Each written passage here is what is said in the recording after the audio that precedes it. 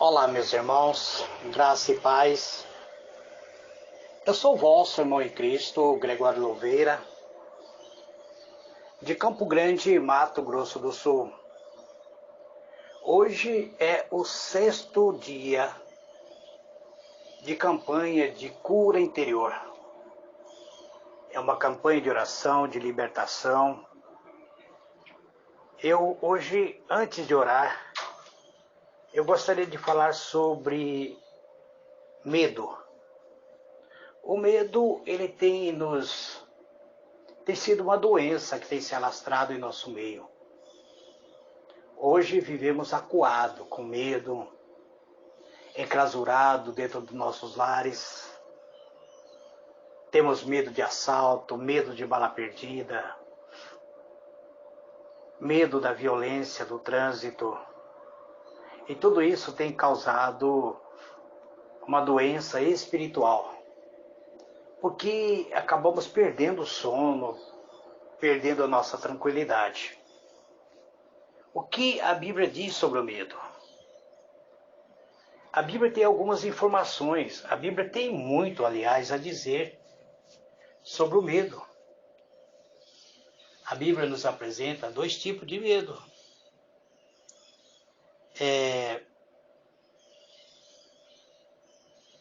Um tipo de medo ele é benéfico, mas o outro é maléfico. Esse benéfico deve ser encorajado a mantermos esse medo. Mas o segundo, ele é maléfico e não só deve ser desencorajado, como também deve ser superado. Precisamos então superar o segundo medo, que é o primeiro medo, é aquele que nós chamamos de temor de Deus, onde nos leva a nos manter na retaguarda para não pecarmos contra Deus. Então esse medo, ele é bom, ele é benéfico. Esse medo, ele deve ser até encorajado a mantermos ele. Esse tipo de medo, ele não é necessariamente um medo, que significa ter pavor de algo. Ao invés disso, é um temor, é uma atitude respeitosa que temos com Deus. Na verdade, é uma reverência pelo seu poder, pela sua glória. E esse tipo de medo também é um respeito adequado que nós temos muitas vezes, aquele temor da ira de Deus. Então não cometemos, procuramos nos policiar para não cometer o pecado, para não sermos alvo da ira de Deus. Em outra palavra, é um reconhecimento total de tudo que Deus é, através de um conhecimento mais profundo dele e dos seus atributos. Então, o temor de Deus, ele traz consigo muita bênção, muito benefício. O Salmo 111, verso 10 diz: o temor do Senhor é o princípio da sabedoria. Então, esse temor, ele é bom. Ele nos traz sabedoria. Ele é o princípio da sabedoria. Tem bom entendimento todos os que cumprem os preceitos de Deus, que louva a Deus, que subsiste para sempre. Em Provérbios 1, verso 7 diz: o temor do Senhor é o princípio do conhecimento, mas o insensato despreza a sabedoria e a instrução. Então, meu irmão, minha irmã, podemos ver como tanto a sabedoria quanto o conhecimento, ele começa com o temor a Deus. Então, esse medo, ele é benéfico. Além disso, Provérbios 19, verso 23 diz: o temor do Senhor encaminha para a vida aquele que o tem ficará satisfeito, e o mal nenhum o visitará. Novamente, em Provérbios 14, verso 27, diz: o temor do Senhor é uma fonte de vida. É uma fonte de vida, diz. O temor do Senhor, então, ele é uma fonte de vida que nos livra do laço da morte. Ele nos livra do laço que pode nos matar. Em Provérbios 14, verso 26, afirma: no temor do Senhor, há firme confiança, e os seus filhos terão um lugar de refúgio. Nesse versículo podemos ver que o temor de Deus fornece vida, segurança, sabedoria, conhecimento, proteção do ataque maligno, confiança e satisfação em servir a Deus.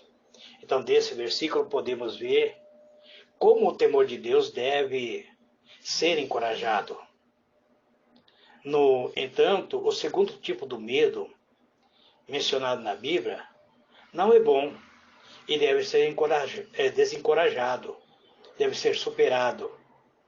Esse é o espírito de medo.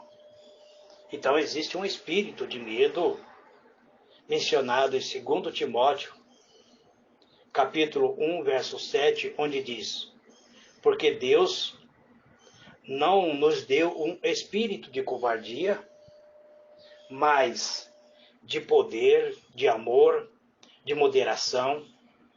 Podemos ver desde o início que esse tipo de medo, ele não vem de Deus. Ou seja, o espírito de covardia, esse medo desesperador que temos do futuro, esse é um espírito. Então esse medo ele tem que ser superado.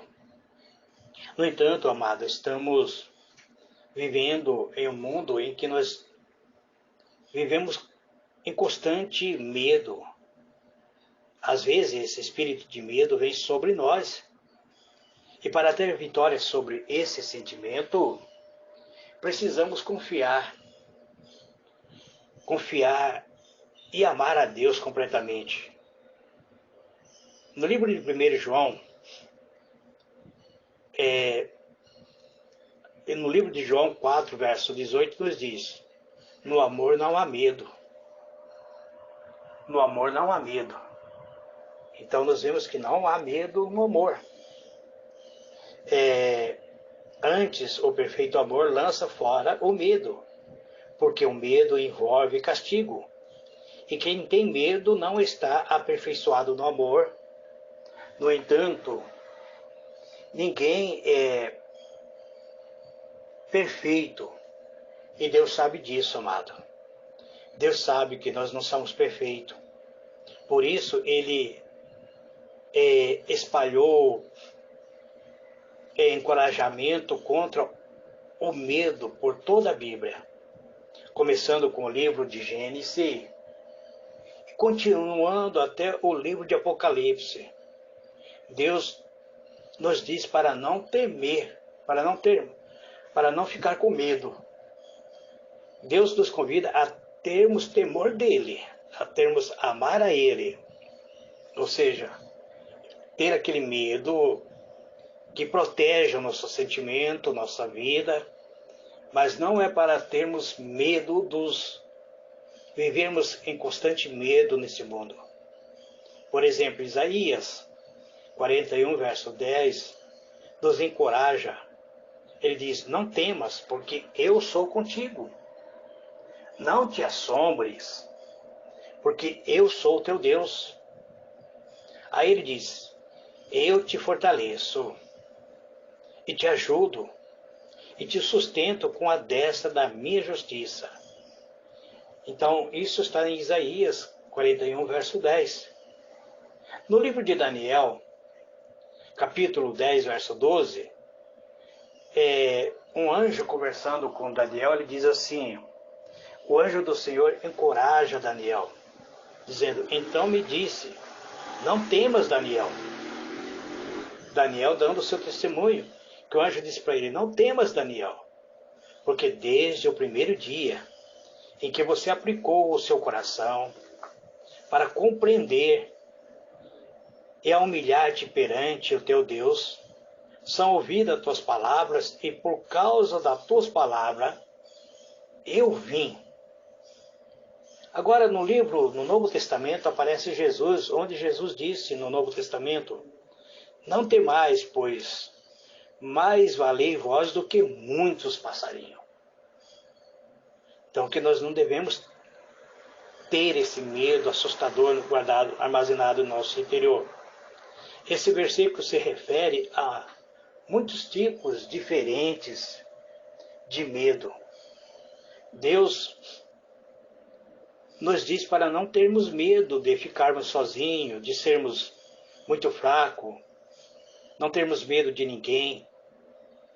Deus, Ele nos escuta.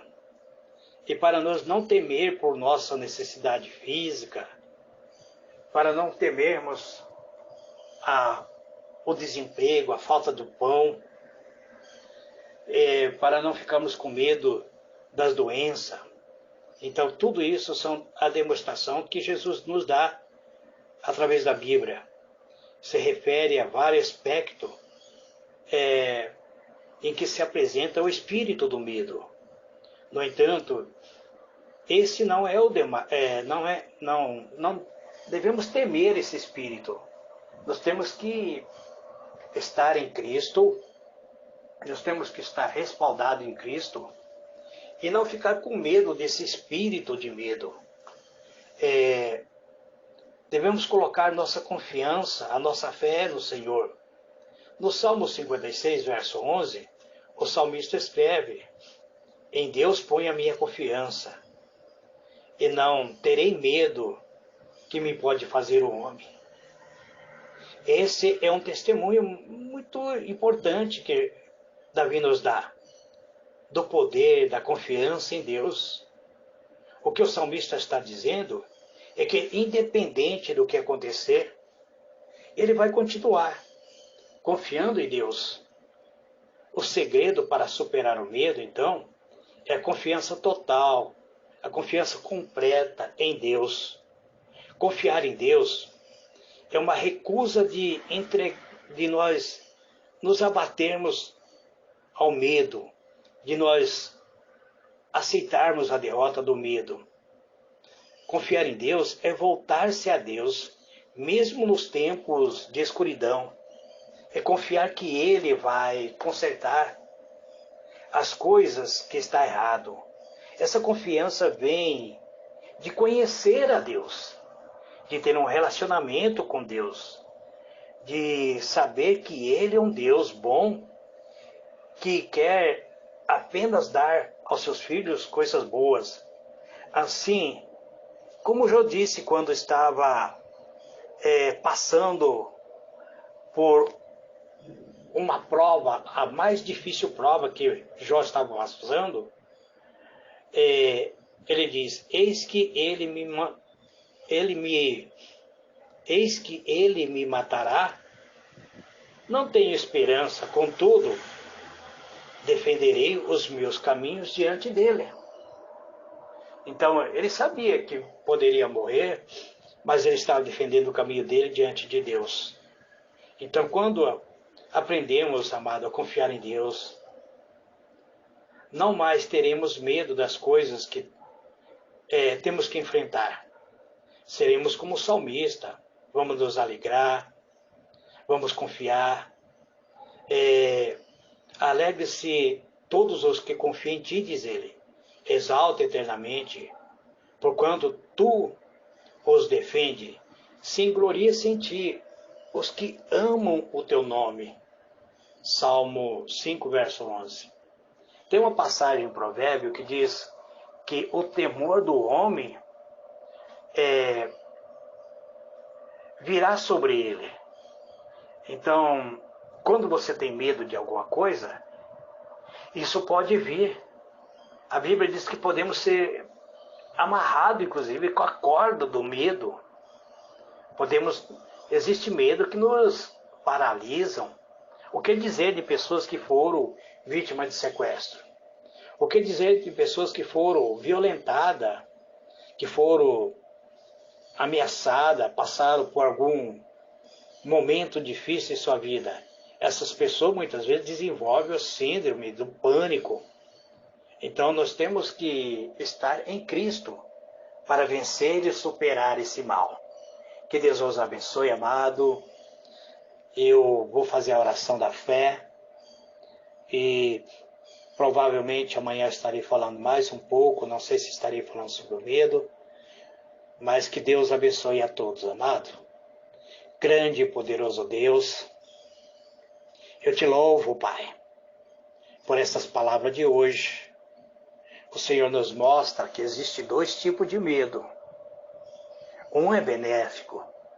Podemos até incentivar que venhamos ter esse medo, ou seja, o temor de não pecar contra ti.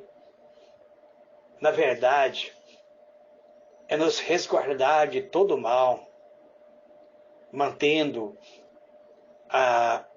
o medo de nos perdermos eternamente. Então, isso é benéfico. Mas existe o espírito do medo, que tem causado pânico, que tem desenvolvido muitas vezes síndrome de pânico, que tem levado as pessoas a se enclausurar. Hoje, as pessoas têm medo de transitar no trânsito da vida.